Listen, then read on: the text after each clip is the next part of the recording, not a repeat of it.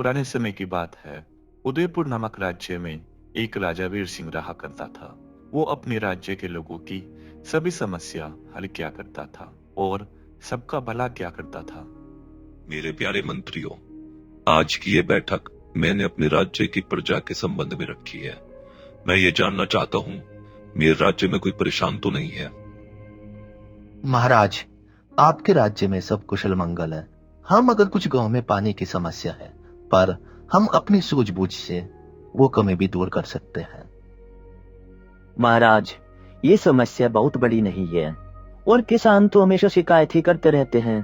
हमें इन पर ध्यान नहीं देना चाहिए और बस अपना काम निकलवाना चाहिए। मंत्रियों की ये सब बातें सुनकर राजा को बहुत गुस्सा आ जाता है। वो सब मेरे राज्य के लोग हैं। हमें कभी भी उनकी परेशानियों को नजरअंदाज नहीं करना चाहिए। क्षमा चाहता हूँ महाराज।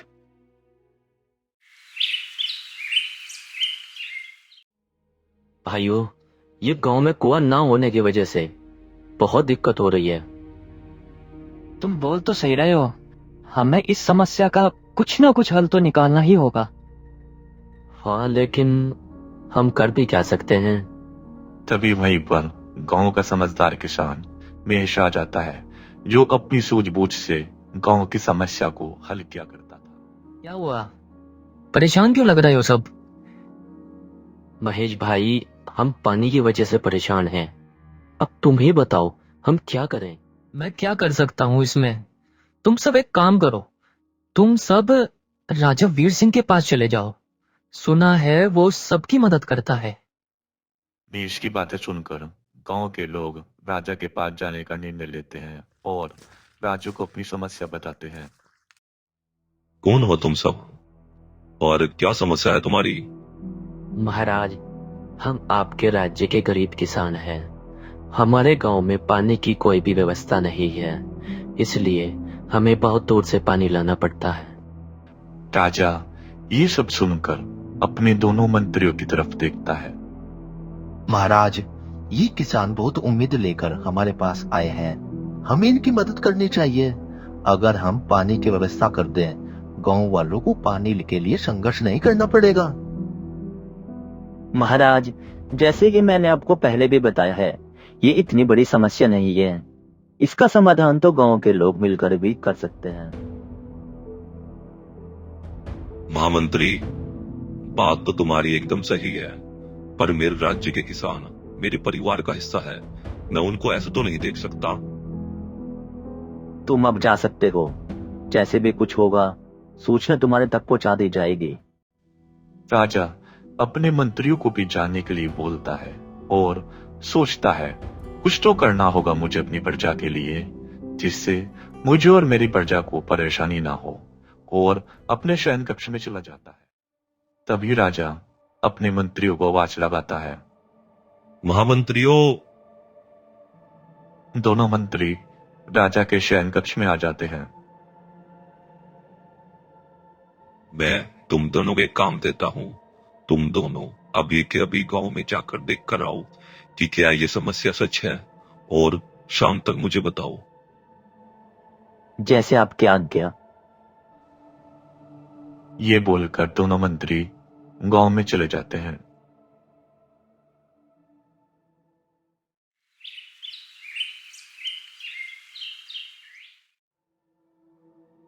आओ महामंत्रियों, क्या सूचना लाए हो? महाराज, गांव में कोई भी कुआं न होने के कारण गांव के लोग बहुत ही ज्यादा परेशान हैं। अगर हम गांव में कुएं बनवाए तो गांव वालों की समस्या खत्म हो जाएगी, और गांव के सभी लोग सच बोल रहे थे। बहुत अच्छा। महामंत्री, इसमें तुम्हारी क्या राय है? महाराज, गांव के लोग कामचोर हैं। वो खुद भी तो अपने लिए कुएं बनवा सकते हैं। हमें गांव वालों की कोई भी मदद नहीं करनी चाहिए। राजा कुछ देर तक सोचने के बाद एक निर्णय लेता है। दोनों की बातें एक दूसरे के विपरीत है। एक ने तो समस्या का हल निकाला, तो दूसरे ने केवल गांव के लोगों की शिकायत की और उन्हें कामचोर बोला।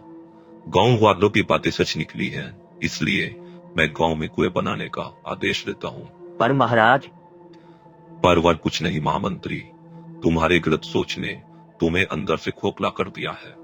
तुम सही बात में भी गलत बात ढूंढते हो। अगर किसी को गुड़ नहीं दे सकते, कम से कम गुड़ जैसी बात तो कर सकते हो। समझ रहे हो ना मैं क्या कहना चाहता हूँ? महाराज मुझे क्षमा कर दो। महाराज का ये फैसला सुनकर महामंत्री अपने आप को बहुत अपमानित महसूस करता है। आज इन गांव वालों की वजह से मुझे पूरी सभा में अपमानित होना पड़ा। अब इन गांव वालों को मैं सबक सिखा कर रहूंगा। कुछ दिन बाद गांव में कुआं बनने से गांव के सभी लोग बहुत खुश हो जाते हैं। अब आ गया समय, अब सिखाऊंगा इन गांव वालों को सबक।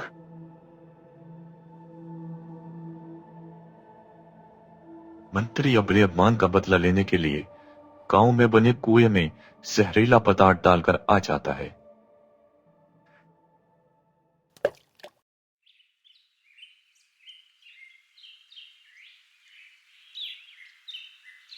अगले दिन गांव के सभी लोग एकत्रित होकर राजा के पास जाते हैं। महाराज, जो कुआं आपने गांव में बनवाया था उसका पानी अब दूषित हो गया है, जिसको पीकर गांव के कुछ लोग बीमार भी हो गए हैं। ये कैसे हो सकता है? कल तक तो पानी बिल्कुल साफ था और आज दूषित भी हो गया है। महामंत्री हो, ये कौन है हमारे राज्य में जो मेरे राज्य के लोगों को नुकसान पहुंचाना चाहता है? महाराज, हम इसका पता लगा लेंगे। कई दिन गुजरने के बाद भी महामंत्रियों को कुछ भी नहीं पता लगता। महामंत्री हो, कुछ पता लगा? नहीं महाराज, उस आदमी का कुछ भी नहीं पता लगा, लेकिन गांव में एक महेश नाम का आदमी है जो इसका हल जरूर निकाल सकता है। कौन है ये महेश? उसको दरबार में लाया जाए। तभी महाराज के सैनिक महेश को लेने गांव में जाते हैं। मंत्री ने तुम्हारी बहुत ही प्रशंसा की है, अब तुम ही इस समस्या का हल निकालोगे।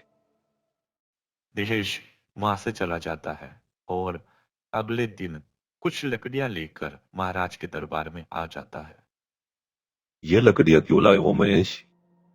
महाराज, ये कोई आम लकड़ियां नहीं है, ये जादुई लकड़ियां हैं। ये सभी को एक एक दी जाएगी और जिसने भी जल को दूषित किया है उसकी लकड़ी 1 इंच कल सुबह तक बढ़ जाएगी। ठीक है महेश, ये सब लकड़ियां सब में बांट दो। महेश सब में एक एक लकड़ियां बांट देता है।